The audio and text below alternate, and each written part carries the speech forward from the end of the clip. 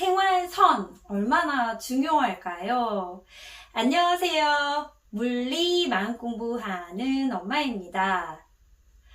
저는 마음 공부를 하면서 생활선, 그러니까 생활에서 선 공부를 하는 게 얼마나 중요한지에 대해서 이야기해 보려고 해요. 제가 이 이야기를 굉장히 많이 하거든요, 도반님들한테. 근데 너무 중요하니까 또 이야기하게 돼요. 우리는 맨 처음에 세계 세상에 살잖아요. 그냥 우리 보여지는 게 다다라고 생각하면서 살고 있잖아요. 그러다가 법문이나 영성책 그런 것을 보면서 공의 세계가 있다라는 걸 알게 되잖아요. 또 저 같은 경우는 물리학을 전공했으니까 과학적인 지식으로서도 접했고요. 그러면서 공의 세상을 계속 갈망하면서 공의 세상을 꿈꿔요. 뭐를 해도 공이니까, 허상이니까 이런 식으로 계속 그쪽으로 가려고 하거든요. 그러다가 현실과의 괴리를 알게 돼요. 내가 계속 공의 세상을 찾고 있잖아요. 내가 공체험을 못했으니까 공의 세상을 계속 갈망하고 찾아요. 근데 내가 아무리 우아하게 공의 세상을 찾는다 해도 내 현실은 똑같거든요. 뭔가 이상해. 그리고 법문에서는 이게 딱 붙어 있다고 하잖아요. 그러니까 이상해요, 느낌이. 이게 아닌 것 같아. 이렇게 찾는 게 그렇게 생각을 하게 되죠.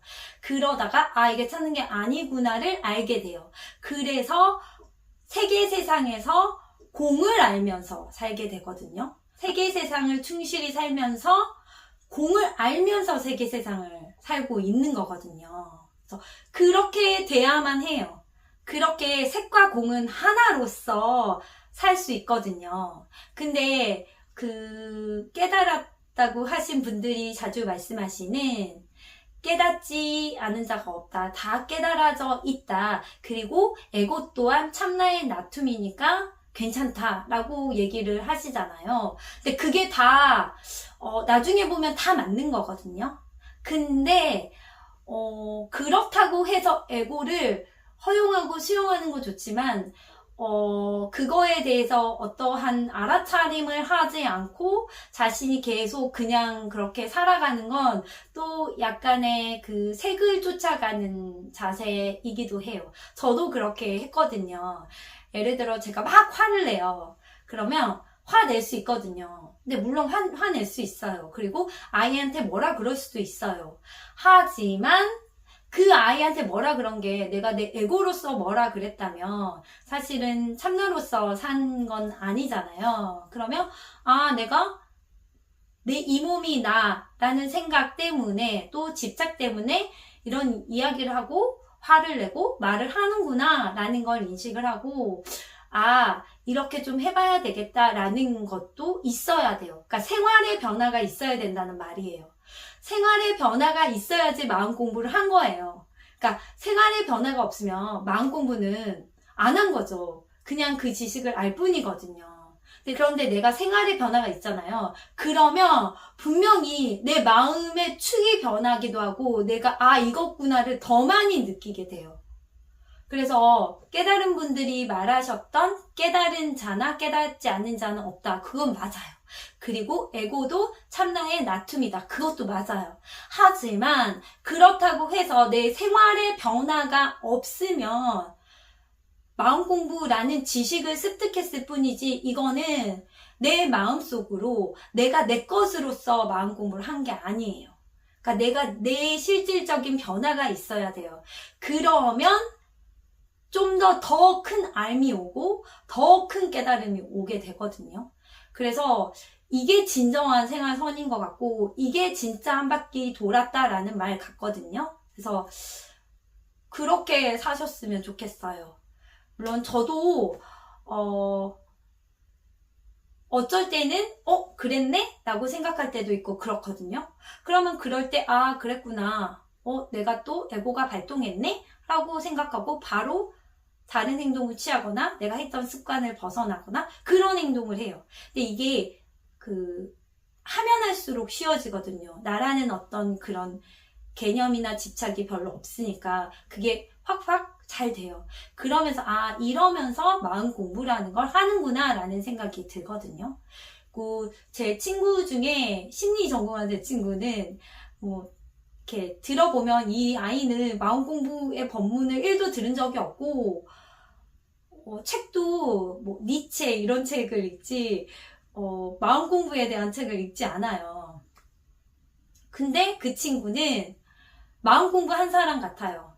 그러니까 모두 다 허용해주고 내가 더 줄 수 있는 만큼 주고 내가 못 주면 어쩔 수 없지만 내가 줄 수 있는 만큼 주면은 타인도 변하게 된다라는 말을 저한테 항상 하거든요. 그리고 평온하다. 뭐 어떤 일이 있어도 평온하다라고 이야기를 해요. 그래서 참 그 친구를 보면 이게 우리는 막 마음 공부를 하려고 스승을 막 찾으러 다니고 법문을 막 들으려고 하고 책을 막 찾아보고 막 이러잖아요. 근데 그 친구도 뭐 책으로 그 심리서적 같은 걸로 공부를 하긴 했지만 이게 그렇게 자연히 생활 속에서 자신을 차츰차츰 변화시키면서 공부를 하는 게 마음 공부구나를 너무 그 친구를 통해서 알게 돼요. 그래서 그게 마음 공부거든요. 물론 그 친구는 이 몸이 나다라는 생각은 있겠죠. 당연히. 근데 이 몸이 나로서 건강하고 긍정적으로 살아야 된다. 그런 마음으로 굉장히 긍정적으로 살아요. 근데 어떻게 보면 이 친구가 우리 마음 공부하는 사람들보다 더 많이 깨끗해진 게 아닐까라는 생각도 저는 해보거든요. 그래서 너무 신기해서 질문도 되게 많이 하고 그래요. 그 친구랑 한번 전화 통화를 하면. 근데 어찌됐든 여러분 뭐 법문, 책 이런 거 모두 다 도움이 돼요. 도움이 되는데 그걸 들었으면 내가 내 생활에서 실천을 해야 돼요. 실천. 네. 그래서 내 생활이 불만이 있다면 내 생활을 어떻게 해야 될지 고민을 해야 돼요. 예를 들어서 내 생활에 불만이 있다면 사실은 그 생활 자체가 아니라 그 외부 조건이 아니라 내 마음이거든요. 그러면 그 마음을 어떻게 해야 될지 고민을 해봐야 되는 거죠. 그게 마음 공부고 실제로 그거를 내가 바꿔봤을 때 어떠한 결과가 나오는지 그것도 내가 나로서 아는 거잖아요. 그게 진짜 마음 공부예요. 진짜 마음 공부예요. 그래서 여러분도 그런 경험을 하나하나 하시면서 진짜 마음 공부를 하는구나 라는 생각을 해보셨으면 좋겠습니다. 제가 드리고 싶은 말은 여기까지입니다. 시청해 주셔서 감사합니다.